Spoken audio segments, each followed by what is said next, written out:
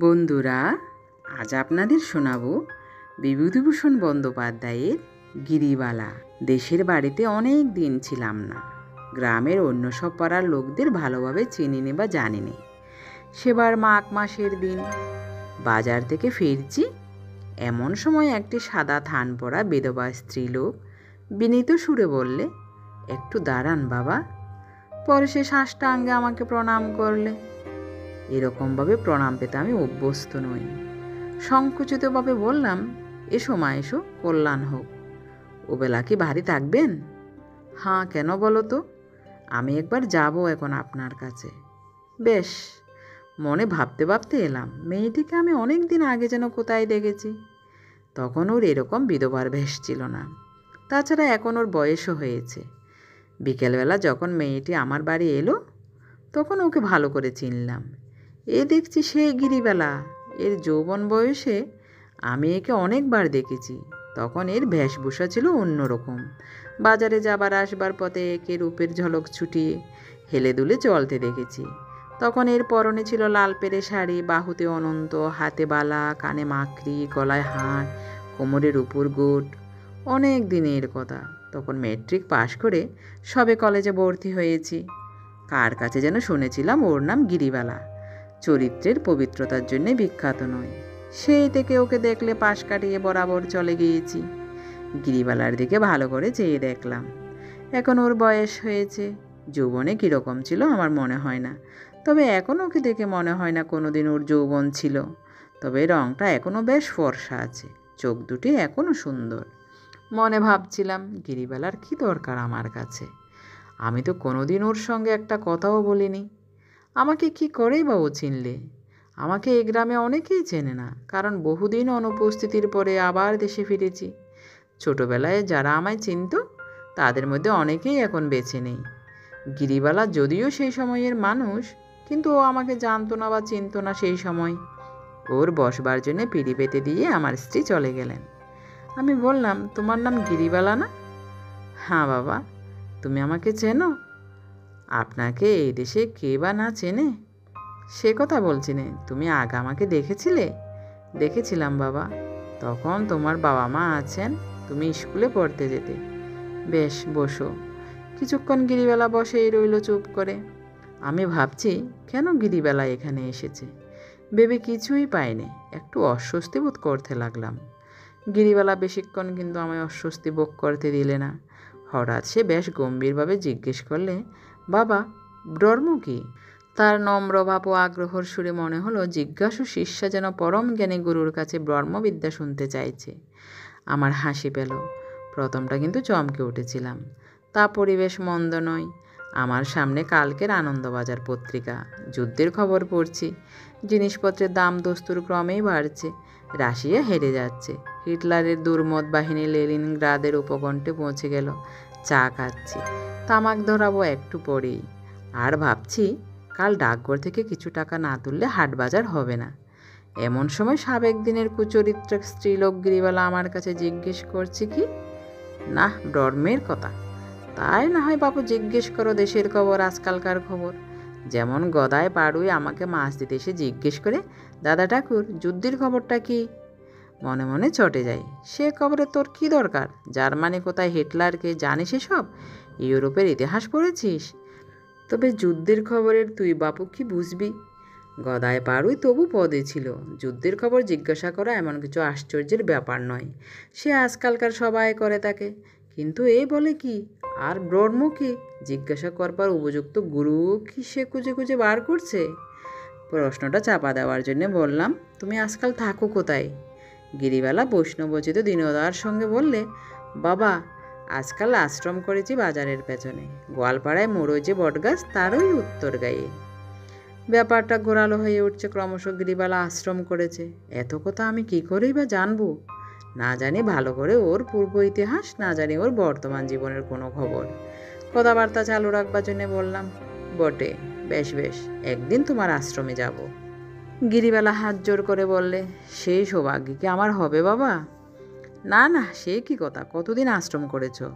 তা বাবা, বৃন্দাবন থেকে যে বছর ফিরলাম সে বছরই। শ্রাবণ মাসে বৃন্দাবন থেকে ফিরলাম, কার্তিক মাসে আশ্রম প্রতিষ্ঠা করলাম। তাহলে বৃন্দাবনও গিয়েছে গিরিবালা? না, আগে যা ভেবেছিলাম তা নয়, ব্যাপার জটিল হয়ে উঠেছে। বললাম, বৃন্দাবনও গিয়েছিলে? পাপ মুখে আর কি করে বলি। আর কোথায় গিয়েছো? কোথাও আর যাওয়ার দরকার হয়নি, ওখানেই তিনি আমায় কৃপা করেছেন। আর অনর্থক তিত্তে তিত্তে বেরিয়ে কি করব, যা কাজ তা হয়ে গেল। তিনি আমায় দয়া করে সব দিয়েছেন। তিনি মানে ভগবান? না, এ দেখছি খুবই জটিল ব্যাপার, থই পাওয়া যাচ্ছে না।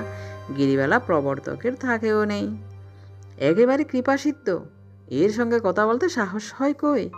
বললাম, ও আমায় তিনি বললেন, আমাকে তোর পূজা করতে হবে না, তুই যে আমার মা, আমি তোর ছেলে বটে। আমার চোখ কপালে উঠবার উপক্রম হয়েছে। আর না, একে এবার তাড়াতে হবে, আর কোনো কথা চলবে না। বললাম, আচ্ছা গিরিবালা, আর একদিন শুনবো, এখন একটু ব্যস্ত আছি আজ। কিন্তু গিরিবালাকে অত সহজে ফাঁকি দেওয়া চলে না। সে হাত জোর করে বললে, আমার কথাটা কি, ব্রহ্ম কি? ওসব কথার আমি জবাব দিতে পারবো না, তুমি ওপাড়ায় গোসাই ঠাকুরের কাছে যাও বরং। না বাবা ঠাকুর, আপনি বলুন। তুমি ভুল করেছো গিরিবালা, আমি বইয়ের ব্যবসা করে খাই, ব্রহ্মটর্মের খবর রাখিনি। আচ্ছা বাবা ঠাকুর, আরেকদিন আমি আসবো। আজ ফাঁকি দিলেন, কিন্তু সেদিন ফাঁকি দেবেন না যেন। আমাকে সাষ্টাঙ্গে প্রণাম করে গিরিবালা বিদায় নিল। আমার স্ত্রী জিজ্ঞেস করলেন, ও কে গো? ওর নাম গিরিবালা, এইটুকু জানি।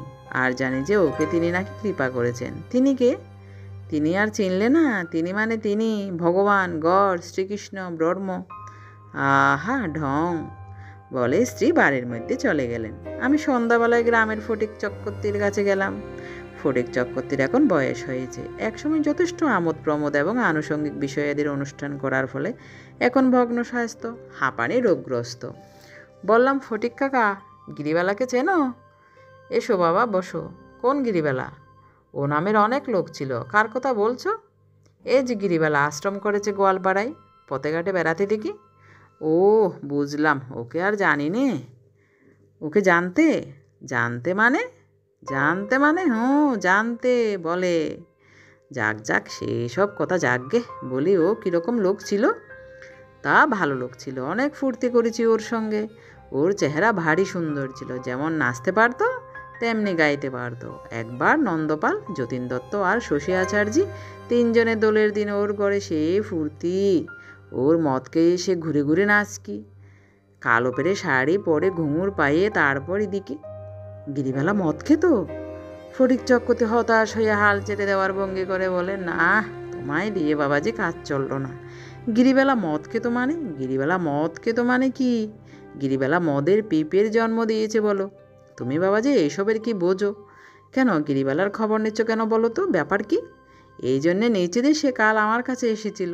তোমার কাছে এসেছিল? কেন তোমার কাছে? তার এখন আর তোমার কাছে বাবাজি, এখন তার বয়স কত? না কাকা, আপনাকে নিয়ে আর পারা গেল না। সে এখন আর সে গিরিবালা নেই। সে এসেছিল আমার কাছে ব্রহ্মের কথা জানতে। কার কথা জানতে? ব্রহ্মের কথা। সে কে? ব্রহ্ম মানে ভগবান, মানে। থাক, বুঝেছি। থাক বাবাজি, আবার তোমার সামনে যা তা বেফাস বলে ফেলবো বাবাজি। আপনি জানেন না, সে আশ্রম করেছে, তিনি তাকে কৃপা করেছেন, তিনি তাকে মা বলে ডেকেছেন। ফটিক চক্রবর্তী বিস্ময়ের সুরে বললে, তিনি কে? ওই দেখুন আবার আপনাকেও তিনি মানে। যাক ইয়ে, আমি এখন যাই, আপনার মেজাজ এখন ভালো নেই দেখছি। ভালো কি করে হবে বাবাজি? যে কথা তুমি সকালবেলা শোনালে তাতে মেজাজ ভালো রাখবার উপায় কি বলো? গিরিবালা নাকি আশ্রম করেছে? গিরিবালা? আচ্ছা তাহলে এখন আসি ফটিক কাকা, আমার একটু কাজ আছে। বসুন। শশী আচার্যের নাম পেলাম ফটিক কাকার মুখে। শশী স্থানীয় কালী মন্দিরের পূজারী, এখন বয়স হয়েছে, চোখে ভালো দেখতে পান না। তাকে গিরিবালার নাম করতে তিনি বললেন, গিরিবালা ডাক সেটিয়েছিল। সেই সব কথা আর তোমার কাছে বলবো না বাবা। হ্যাঁ জানি, সে আশ্রম করেছে, সন্ন্যাসিনী হয়েছে, ওই যে বলে বৃদ্ধা বেশ্যা তপস্বিনী। তাই গিরিবালার পূর্ব ইতিহাস ভালোভাবেই জানা হয়ে গেল। সুতরাং সে যখন পুনরায় আমার বাড়ি সেদিন এলো, তখন আমি বেশ কৌতূহল দৃষ্টি নিয়েই তাকে দেখলাম। বৈকালবেলা আমি চা খেয়ে একটু বেড়াতে যাবো ভাবছিলাম। গিরিবালা বললে, বাবা একটু পরে আমায় শোনাবেন, আমি একখানা বই এনেছি। কি বই দেখি? আপনার বাড়িতেই বইখানা থাক, মাঝে মাঝে এসে শুনে যাব। বড় ভালো বই বাবা। তা আমি তো লেখাপড়া জানি নে। বইখানা উল্টে পাল্টে দেখলাম। বইখানা অত্যন্ত পুরনো, নাম সাধন তত্ত্ব ও জীবমুক্তি। লেখকের নাম শ্রীমৎ অঙ্কারানন্দ সরস্বতী, প্রাপ্তিস্থান সাধনাশ্রম, গ্রাম সাবারারিতলা, জেলা পুরুলিয়া, মানভূম। এইসব ধরনের বইয়ের উপর আমার কোনো কালে শ্রদ্ধা নেই, তবুও গিরিবালার মনস্তুষ্টির জন্যে পাতার পর পাতা অত্যন্ত কঠিন সেকেলে বাংলায় লেখা সেই তত্ত্ব আমাকে গড় করে পড়ে যেতে হলো। গিরিবালা মাঝে মাঝে হয়তো প্রশ্ন করে, হ্যাঁ বাবা, তাহলে জীবাত্মার সঙ্গে পরমাত্মার সম্পর্কটা কি বলছে? আমি আবার আগের পাতা থেকে পড়ে যাই, যা বুঝতে পারি ওকে বুঝিয়ে বলি। প্রত্যেক পাতা শেষ হওয়ার পর ভাবি, এবার কি একটা ছুতো করে উঠে পড়া যায়? ঘণ্টাখানেক এভাবেই কেটে যাওয়ার পরে গ্রামের দুজন লোক হঠাৎ এসে পড়াতে ধর্ম আলোচনার আসর ভেঙে গেল। গিরিবেলা যাবার সময় বইখানা আমার কাছে রেখে গেল। আবার একদিন যত শিগগির হয় ও আসবে সাধন তত্ত্ব শুনতে। আমার স্ত্রী বললেন, ও তোমার কাছে রোজ রোজ আসে কেন? ও আপদকে রোজ রোজ আসতে দিও না। তুমি জানো না, গিরিবালা আগে যেমনই থাক, এখন ওর পরিবর্তন এসেছে বলেই মনে হয়। তা হোক গে, ওসব লোক কখনো ভালো হয় না, দরকার কি ওর এখানে আসবার? এবার কিন্তু গিরিবেলা যখন এলো, তখন সকলের আগে আমার স্ত্রীকে গিয়ে সাষ্টাঙ্গে প্রণিপাত করলে। অনেকক্ষণ ধরে কিসব গল্পগুজব করলে, তারপর বাইরে এসে আমার সামনে বসলো। তাকে সাধারণ তত্ত্ব পড়ে শোনাতে হলো ঝাড়া 2 ঘন্টা। ইতিমধ্যে বাড়ির মধ্যে চা খেতে গেলে গৃহিণী বললেন, গিরিবালা কি চলে গেল? না, বাইরে বসে আছে, সাধারণ তত্ত্ব শুনবে। যাবার সময় যেন এবেলা এখানে খেয়ে যাই। কেন হঠাৎ তার উপরে এত প্রসন্ন? জানো না, সে 1 গাদা ফুলবড়ি নিয়ে এসেছে, 3 কানা আমসত্ত্ব আর অনেকখানি আমের আচার। আমি বললাম, আমি নেব না, এ তুমি নিয়ে যাও। সে আমার হাতে ধরে জোর করে দিয়ে বললে, এ নিতেই হবে, ব্রাহ্মণের সেবার জন্য এনেছি, ফিরিয়ে নিয়ে যাব কি বলে? ওকে এবেলা খাইয়ে দিতে হবে। বেশ বলছি আমি। গিরিবেলাকে গিয়ে বলতে সে ভারী খুশি হলো। একগাল হেসে বললে, মায়ের হাতে রান্না পেশাদ পাবো, এ কি আমার কম ভাগ্যি? বৃন্দাবনে একবার। গিরিবালার মুখ হঠাৎ যেন ভক্তি ও দীনতার ভাব ফুটে উঠল। হাত জোর করে বললে, ঠাকুর যদি কৃপা করেন তবে মরুভূমিতে ফুল ফোটাতে পারেন। নিশ্চয়ই। আমি তবে বলি শুনুন, আমি কত সামান্য মানুষ আপনি তা জানেন। বৃন্দাবন গিয়ে গোপীনাথের ঘেরা বলে জায়গায় আমাদের গায়ের রসিক পরামানিকের বাসায় উঠলাম। গঞ্জের রসিক পরামানিক সেখানে অনেক দিন থেকে কাপড়ের ব্যবসা করছে, জানেন তো। রসিকের দিদি বড় ভালো লোক। আমার তো বৃন্দাবনে গিয়ে কীরকম হলো, 2-4 দিন মন্দির আর ঠাকুর দেখে বেড়াই, একদিন একেবারে অজ্ঞান। অজ্ঞান? বাবা ঠাকুর একেবারে ভাবের করে অজ্ঞান। বলো কি, ভাব সমাধি? যা বলেন বাবা ঠাকুর, 10-12 দিন একেবারে দিনরাত জ্ঞান ছিল না আমার। নাওয়া খাওয়া করতে পারতাম না, না খেয়ে মরতে হতো যদি রসিকের দিদি না থাকতো। কি সেবাটাই করেছিল 15-20 দিন। এই যে বললে 10-12 দিন, 10-12 দিন তো একেবারে অজ্ঞান। তারপর জ্ঞান হলো বটে, কিন্তু ঘোর কাটে না, উঠতে পারিনি, হাঁটতে পারিনি। ফিটের ব্যায়ামও ছিল না তো আগে। না বাবা ঠাকুর, শুনুন বলি আশ্চর্য কাণ্ড। সেই অবস্থায় একদিন রসিকের দিদি সন্ধ্যাবেলা সঙ্গে করে কাছে এক ঠাকুর বাড়িতে নিয়ে গিয়েছে। ফিরে আসছি, পায়ে কিসের একটা ঠক্কর লেগে হোঁচট খেলাম। একখানা ছোট্ট পাথর, মাটিতে অর্ধেক পোতা। মাটি একটুখানি করে হাত তুলে দেখি বাবা, পাথরের গোপাল মূর্তি। বাবা বলবো কি, আমার সারা গা যেন শিউরে উঠল। মনে মনে ভাবলাম, আমি তো মহাপাপী, আমার উপর তার এই অহত কৃপা কেন? আমি তো কিছু করিনি তার জন্যে। গিরিবালার চোখ ছলছল করে এলো। না ফটিক কাকা, যাই বলুন, এর সত্যই অনেক পরিবর্তন হয়েছে। পরম মহান্ত হওয়ার পথে উঠেছে দেখছি গিরিবালা। হরিদাস ঠাকুর আর লক্ষ্মী হীরার উপাখ্যান চোখের সামনে পুনরায় অভিনীত হতে চলেছে নাকি? ফটিক কাকার কথা আর শুনছি নে। বললাম, তারপর বাবা সেই পাথরের বিগ্রহ আমার কাছে তো এসে ঠেলে উঠল, আঁকড়ে আমায় রইল। আর কি বাবা, কোথাও যেতে চায় না। আমারও বাবা সেই যে বলেছে চৈতন্য চরিতামৃতে, নিজেরে পালকভাবে কৃষ্ণে পালা জ্ঞান, আমারও হলো তাই। নাওয়া খাওয়া চুলোই গেল। গোপাল আমার কি খাবে, গোপাল আমার কি নেবে, এখনও তাই। সেই গোপাল ঘাড়ে চেপে আছে, আর নামতে চায় না। এখানে আমার আশ্রমে তাকেই তো প্রতিষ্ঠে করে তাকে নিয়েই আছি। বলো কি বলবো বাবা, পুজো করতে দেয় না, বলে তুমি যে আমার মা হয়ে ছেলেকে পুজো করতে আছে। হাত চেপে ধরে স্বপ্ন দিয়েছিল রাত্রি, ওর জন্যে ভাত রাঁধতে হবে। আর কোনো দেবদেবী আমি জানি না বাবা ঠাকুর, গোপালই আমার সব। গোপালই ব্রহ্মা বিষ্ণু মহেশ্বর, আর কিছু মানি নে। গিরিবালা অবাকই করেছে আমাকে। হাসবো না কাঁদবো বুঝতে পারছি নে। ও খেয়ে দিয়ে সেদিন চলে গেল। আমার স্ত্রী খুব যত্ন করিয়ে খাওয়ালেন ওকে। যাবার সময় ও বারবার বলে গেল, সামনের পূর্ণিমার দিনে বাবা আমার আশ্রমে ঠিক যাবেন, দেবেন পায়ের ধুলো, বিকেলের দিকে যাবেন। গেলাম ওর আশ্রম পূর্ণিমার দিন বিকেলে। ওদের গ্রামের গোয়ালপাড়ার পেছনে খামার খালনা বলে সেকালের গ্রাম। সে গ্রাম এখন জনশূন্য, বড় বড় বিটে জঙ্গল হয়ে পড়ে আছে। দিন মানে বাঘ বেরোয় খামার খালনায়, বরাবর শুনে এসেছি। সেই খামার খালনার নির্জন বনের প্রান্তে এক প্রাচীন বটতলায় 3-4খানা খড়ের ঘর। বটের মোটা সরু জুড়ি নেমে এসেছে চারাঘরের মটকায়।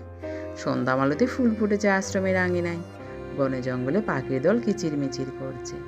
ঘন বিকেলের ছায়া দেখে মনে হয় রোদ বুঝিয়ে দিকে ত্রিসীমানায় কোনো দিন ছিল না। অনেক মেয়ে পুরুষ দেখলাম ওর আশ্রমে। উঠোনের মাটিতে বটগাছের ছায়া বসে তামাক খাচ্ছে পুরুষেরা।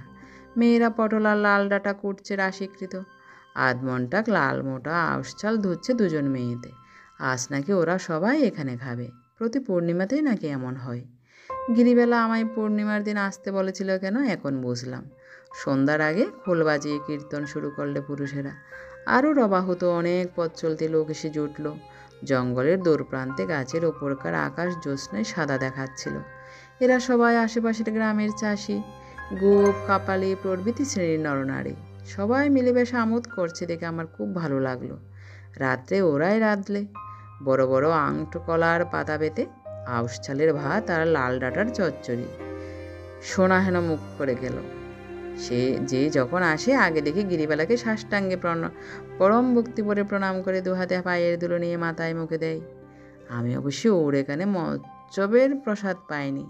গিরিবেলা আমায় খুব যত্ন করে বসালো দাওয়ায়। আমি বললাম, না, আমি গাছতলায় বসি, বেশ লাগছে তোমার এই জায়গাটা। এত বন আছে খামার কালনায়, আমার জানা ছিল না। আমায় বললে, একটু কিছু সেবা না করে যেতে পারবেন না বাবা? ভাত আমি খাবো না।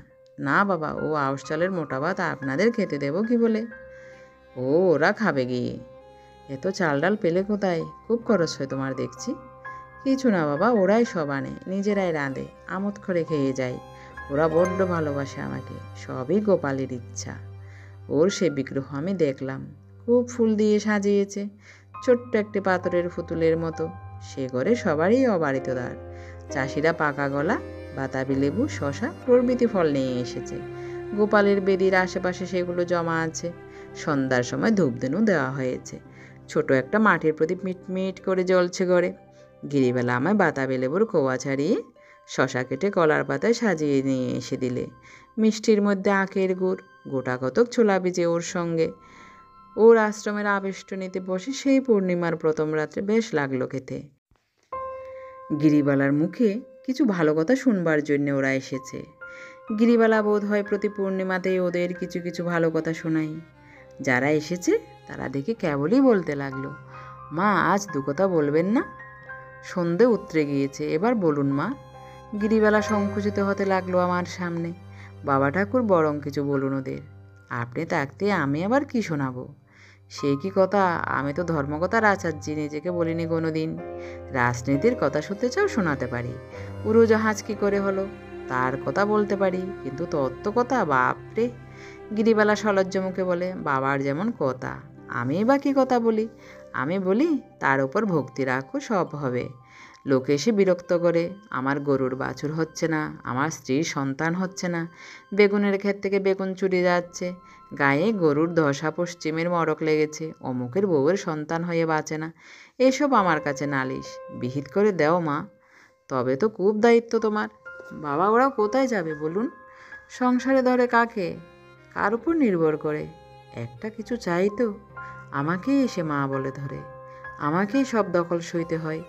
আমার কি কেমতা বলো? গোপাল ভালো করবেন, গোপালের প্রসাদে ফুল নিয়ে যাও, যা হয় গোপাল করবেন, তাঁর দয়া, বুঝলে না বাবা? কাজ হয়, হয় বই কি বাবা, লাগে তো, না লাগে তাক, ঝাড়ে ডিল মারলে কোনো বাসে লাগবেই। ওরা সংসারী মানুষ, ওদের বুঝতে হবে সংসারের ভেতর দিয়েই। আপনাকে আলো ধরে পৌঁছে দিয়ে আসুক বাবা। না না, আমি বেশ যাবো, এখনো সবে তো সন্ধে। না বাবা, সন্ধ্যের সময় এখানে বাঘ বেরোয়, আপনি যান, সঙ্গে লোক দিচ্ছি, বড় রাস্তায় তুলে দিয়ে আসুক গিয়ে। বড় রাস্তায় যে লোকটা আমায় আলো ধরে এগিয়ে দিতে এলো, ওর দিকে বড় ভক্তি। আমায় বললে, মা একেবারে সাক্ষাৎ। হ্যাঁ হ্যাঁ, উনি, সব উনি। ভক্তিভরে হাত কপালে টেকে উদ্দেশ্যে প্রণাম করলে। বললাম, খুব ক্ষমতা নাকি? উনিই সাক্ষাৎ, উনিই সব, যা বলবেন তাই হবে। ছেলে হবে বললি ছেলেই হবে, মেয়ে হবে বললি মেয়েই হবে। বৃষ্টি হচ্ছে না, কলায় মুখ বুনতে পারছি না, জমি ভাঙতে পারছি না, মাকে গিয়ে ধরলেই হলো। বলো কি, বাকসিদ্ধ নাকি? কি বললেন বাবু, বুঝতে পারলাম না। না ঠিক আছে। তারপর? তারপর মোদের বিপদে আপদে সব উনি, ওনারে ছাড়া মোরা জানি নে। ছুটে ছুটে আসছি ওর কাছে, মা যা করেন। লোকটি আমাকে রাস্তায় তুলে দিয়ে চলে গেল। যাবার সময় আমার পায়ের ধুলো নিয়ে প্রণাম করে বললে, দেন একটু চরণের ধুলো ঠাকুরমশাই। আমরা মুরুক্কু সুরুক্কু গরিব মানুষ, কি বুঝি বলুন। অনেক কিছু বলে ফেললাম, অপরাধ নেবেন না। যাই, মা এই সময় দু একটা ভালো কথা আমাদের শোনান। কি কথা? ভালো কথা। তেনার ভগবানের কথা। আমাদের ওসব কথা কে বলছে বলুন? চাষা লোক, সারাদিন ভুঁই চাষ ক্ষেত খামার নিয়েই থাকি। মায়ের ছিঁড়ে মুখ থেকে ছাড়া আর পাচ্ছি কোথায় বলুন? কে মোদের শোনাচ্ছে? ও চলে গেল। এতক্ষণে বেশ চাঁদ দেখা যাচ্ছে ফাঁকে। খামার গালনার বড্ড জঙ্গল। ঝিঝি পোকা আর মুগ্র পোকা ডাকছে বনে জোপে। গিরিবালাকে অন্য চোখে দেখলাম এতক্ষণ পরে। ওর ঠিক স্থানটি কোথায় বুঝতে পেরেছি। ওর সম্বন্ধে আমার যে বিদ্রুপ ভরা মনোভাব ছিল তা এখন নেই। গঙ্গা নদী সব জায়গায় নেই, কিন্তু তা থেকে বেরিয়ে শাখা নদী, খাল, সোতা সমস্ত দেশের সব লোকের কাছে পৌঁছে দেয় জীবনদায়িনী বাড়ি দ্বারা।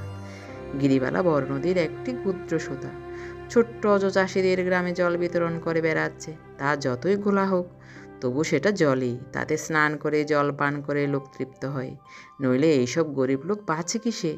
ফটিক চক্রবর্তীর কথা আর শুনছি নে। এরপরে আমি গিরিবালাকে অনেকবার দেখেছি। একটা জিনিস লক্ষ্য করেছি, যেখানে সংকীর্তন হচ্ছে কিংবা ভাগবত পাঠ হচ্ছে কিংবা কত কথা হচ্ছে, সেখানেই ও সকলের সামনের সারিতে চুপটি করে বসে আছে এবং হাঁ করে শুনেছে।